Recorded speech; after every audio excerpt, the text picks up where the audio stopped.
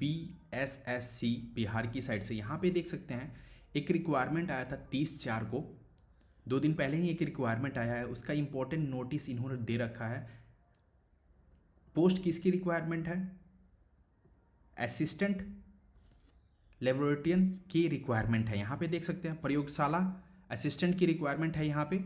अब बात कर लेते हैं इस एडवर्टाइजमेंट में क्या है। ऑलरेडी मैंने एडवर्टाइजमेंट डाउनलोड कर लिया है, उसके रिलेटेड इंपॉर्टेंट पॉइंट भी हाईलाइट कर लिया मैंने। जो भी आपको क्वेरी होता है आप कमेंट सेक्शन में से पूछ सकते हैं, और मैं लिंक डिस्क्रिप्शन में यहाँ दे दूंगा, वहाँ से भी आप जाके देख सकते हैं। और प्लीज़ आपसे एक रिक्वेस्ट है कि वीडियो अंत तक जरूर देखना, जिससे कि आपको टोटल क्लियर हो सके कि कौन से स्टूडेंट अप्लाई कर सकते हैं, कब अप्लाई करना स्टार्ट हुआ है, लास्ट डेट कब है, पेमेंट कैसे करना है। आपको E to Z के बारे में आपको जानना है, सिलेबस क्या है, एजुकेशन क्वालिफिकेशन क्या है। तो वीडियो अंत तक जरूर देखना। अब अगर आप बीच में मिस कर देते हो वीडियो, या फास्ट एंड फॉरवर्ड करके वीडियो लास्ट तक देखते हो तो वो ठीक है, लेकिन बीच में कट करके एक ही बार लास्ट में देखते हो तो आप बहुत कुछ मिस कर सकते हो। तो आपसे एक निवेदन है, रिक्वेस्ट है, आप जो भी समझो वीडियो अंत तक जरूर देखना, क्योंकि ये आपके लिए बात हो रहा है, राइट। अगर आप इसमें इंटरेस्टेड हो प्रयोगशाला असिस्टेंट के लिए तो ये वीडियो अंत तक देखना। नहीं, आप इसमें आप इंटरेस्टेड नहीं हो तो आप मत देखो, कोई ज़रूरत नहीं है। ओके, अब डायरेक्ट आपको चलते हैं एडवर्टाइजमेंट पे। ये एडवर्टाइजमेंट मैंने ऑलरेडी डाउनलोड कर लिया है। यहाँ पे फिर भी आप देख सकते हैं ये एडवर्टाइजमेंट डाउनलोड हो रहा है, क्योंकि थोड़ा सर्वर स्लो है। यहाँ पे देख सकते हैं एडवर्टाइजमेंट आ चुका है, कैसे आपको पेमेंट डिटेल डालना है, ये सब कुछ इन्होंने बता रखा है। अब बात कर लेते हैं टोटल डिटेल के बारे में। ओके, इसके बारे में भी मैं बात करूँगा। पहले सबसे पहले मैं एडवर्टाइजमेंट पे आता हूँ। यहाँ पे देख सकते हैं ये एडवर्टाइजमेंट है, बिहार कर्मचारी चयन आयोग। ओके, इसके बारे में हम बात करने वाला है। प्रयोगशाला सहायक पद की नियुक्ति हेतु विज्ञापन। ऑनलाइन रजिस्ट्रेशन स्टार्ट कब से हो रहा है? 15/5/2025 से लेके 14/6/2025 तक ये होने वाला है। अब बात कर लेते हैं, आपको पद का नाम क्या है? प्रयोगशाला सहायक के लिए। वेतन क्या है? पे लेवल क्या है? 4 है। योग्यता क्या मांगा है? अगर आपने इंटर किया है +2 से, वो भी साइंस में, तो आप इस फॉर्म को अप्लाई कर सकते हैं। तो बेसिकली +2 पे ये रिक्वायरमेंट आया हुआ है, 12th क्लास पे ये रिक्वायरमेंट आया हुआ है। अब बात कर लेते हैं कितनी वैकेंसी टोटल है। टोटल वैकेंसी की बात किया जाए तो 143 वैकेंसी है, और जिसमें से 35% क्या हुआ है, आरक्षण कर दिया गया। किसके लिए? महिलाओं के लिए 35% आरक्षण कर दिया गया है, 48 सीट आरक्षण कर दिया गया है। ओके, अब यहाँ बात कर लेते हैं कैटेगरी वाइज। अनारक्षित के लिए 56, अनुसूचित जाति के लिए 22, अनुसूचित जनजाति के लिए 1, अत्यंत पिछड़ा वर्ग के लिए 27, पिछड़े वर्ग के लिए 18, पिछड़े वर्ग की महिलाओं के लिए 5, अत्यंत रूप से कमजोर वर्ग के लिए 14 इन्होंने असाइन किया हुआ है।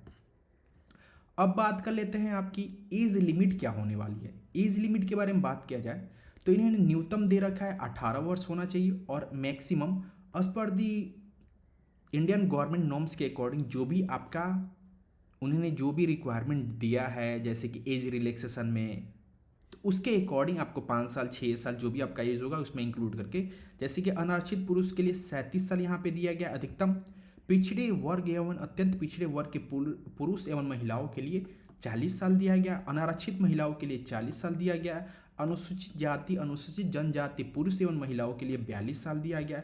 सभी कोटा के दिव्यांग जो भी हैंडीकैप्ड स्टूडेंट होंगे उनके लिए अतिरिक्त 10 साल की छूट दी गई है।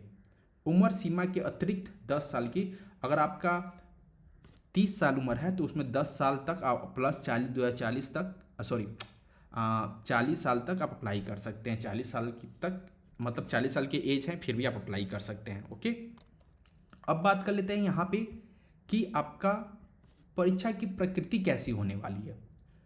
अब इन्होंने इसमें ये बता रखा है कि अगर 40,000 से ज़्यादा उनको क्या प्राप्त होता है, लिस्ट प्राप्त होता है, मतलब कि आवेदन प्राप्त होता है, आवेदन प्राप्त होता है, तब वो पहले चरण को मतलब प्री के लिए वो एग्ज़ाम लेंगे, राइट। यहाँ पे 40,000 इनों से अधिक आवेदन प्राप्त होने पे प्रारंभिक परीक्षा आयोजित की जाएगी। ओके, 40,000 होता है तो। अब बात कर लेते हैं प्रारंभिक परीक्षा के बारे में। यहाँ पे बात कर लेते हैं, पहला होगा प्रश्न वस्तुनिष्ठ होगा एंड बहुविकल्पीय होंगे। कुल प्रश्नों की संख्या 150 होगी। एक सही पे 4 अंक मिलेगा आपको और एक गलत होने पे 1 नंबर आपका काटा जाएगा। 2 घंटे का पेपर होने वाला है। हिंदी और इंग्लिश में पेपर रहेंगे। अगर हिंदी एवं अंग्रेजी के प्रश्नों पत्र में कोई भिन्नता होगी तो इंग्लिश को प्रायोरिटी दिया जाएगा। ओके, अब बात कर लेते हैं पाठ्यक्रम की कि आपका सिलेबस क्या होने वाला है। उसके रिलेटेड बात किया जाए यहाँ पे तो आप देख सकते हैं समान अध्ययन के बारे में 35 क्वेश्चन पूछने वाले हैं। विज्ञान के रिलेटेड 75 क्वेश्चन पूछने वाले हैं और यहाँ पे क्वांटिटेटिव एप्टीट्यूड रीजनिंग के लिए 40 क्वेश्चन पूछने वाले हैं। अब इन्होंने डिवाइड कर दिया है कि खंड क में समान अध्ययन रखा गया है और किसके रिलेटेड इसमें क्वेश्चन पूछे जाएंगे।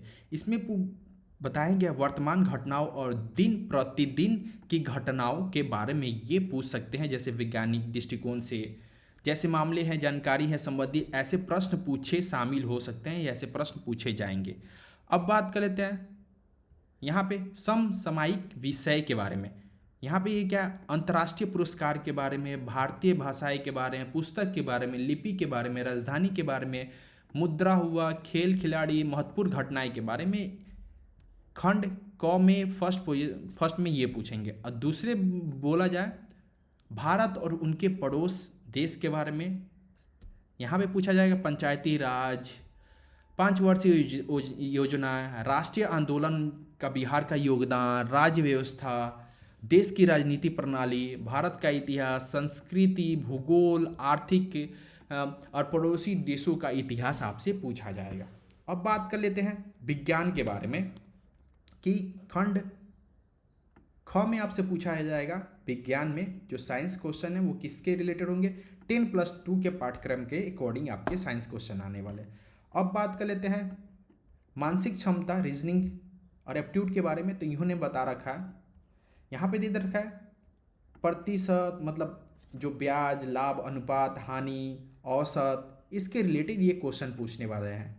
और बात कर लिया तो यहाँ पे रीजनिंग के रिलेटेड यहाँ पे बताया कि समानता, भिन्नता, संस्थान कल्पना, समस्या समाधान, खेल कूद, जो भी उसके रिलेटेड क्वेश्चन आएंगे वो पूछे जाएंगे। और यहाँ पे इन्होंने बताया है कि जो भी क्वालिफाई करने का आपका लिमिट क्या है, आपको क्वालिफाई करने का कितने परसेंटेज होना चाहिए। तो इन्होंने बता रखा है अनारक्षित वर्ग के लिए 40% कंपलसरी दे रखा है, पिछड़े वर्ग के लिए 36.5 दे रखा है, अपी वर्ग के लिए 34 दे रखा, अनुजाति अनुसूचित जनजाति के लिए 32 दे रखा, महिला वर्ग के लिए 32 और दिव्यांग सभी वर्ग के लिए 32 दे रखा है। और ये बस ये क्वालिफाइंग के लिए है।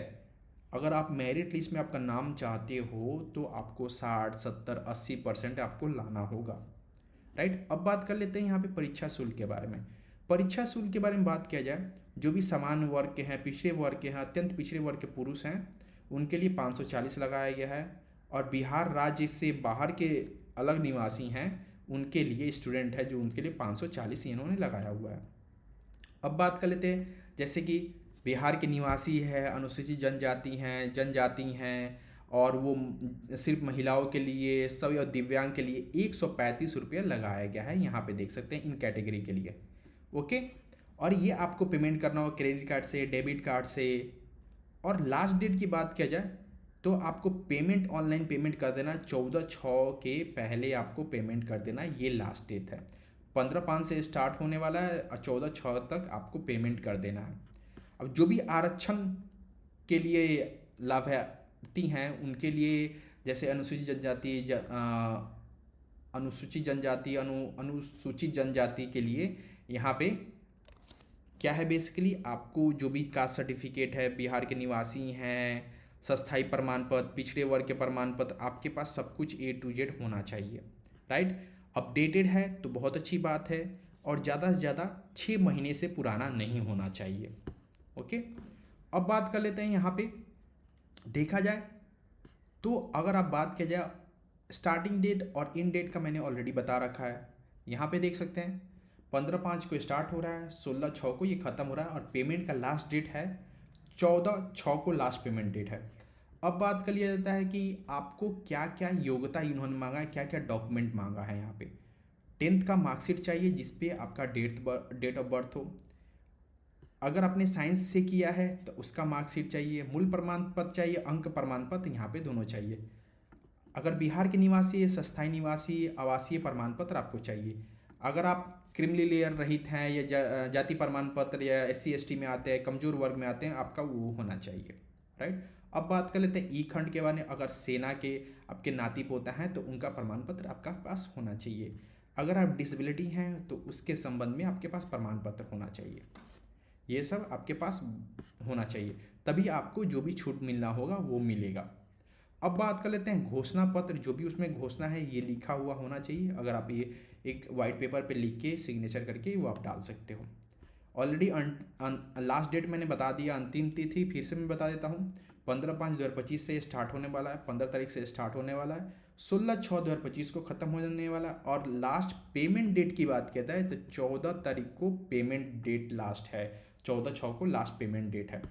तो जिन स्टूडेंट ने ये नोटिस नहीं पढ़ा था, एडवर्टाइजमेंट या नोटिफिकेशन नहीं पढ़ा था, प्लीज़ एक बार गो थ्रू कर लो। मैंने ऑलरेडी सारा डिटेल आपको बता दिया है। उसके बाद भी कुछ आपको प्रॉब्लम होता है तो आप मुझे कमेंट सेक्शन में बता सकते हो। और जैसे इसके रिलेटेड नोटिफिकेशन आता है, रिलीज जैसे होता है, मैं आपको शॉर्ट वीडियो हो या लॉन्ग वीडियो हो उसके अकॉर्डिंग मैं आपको अपडेट कर दूंगा। उसमें आप टेंशन मत लो। अगर आप प्रिपरेशन कर रहे हो, तैयारी कर रहे हो तो उस पर सबसे ज़्यादा फोकस रखो, मेरे पे रिलाई करो। मैं बता रहा हूँ आपका कोई भी नोटिफिकेशन, अगर आप मेरे चैनल को सब्सक्राइब करते हो तो कोई भी एक नोटिफिकेशन आपको मिस नहीं होगा जिसके रिलेटेड मैंने नोटिफिकेशन बनाया है। ओके, इतना आप उस पर ट्रस्ट कर सकते हो। तो अगर आप चैनल पे न्यू हैं तो प्लीज़ चैनल को सब्सक्राइब कर लो यार। आपका कुछ नहीं जाता लेकिन हमें कुछ मोटिवेशन मिलते रहता है। ओके, अगर वीडियो अच्छी लगी हो तो इसको शेयर जरूर करना और लाइक जरूर करना। मिलते हैं ऐसे ही नेक्स्ट वीडियो के साथ, तब तक के लिए जय हिंद, जय भारत और best of luck for your exam, your future and your journey. Thanks for watching this video.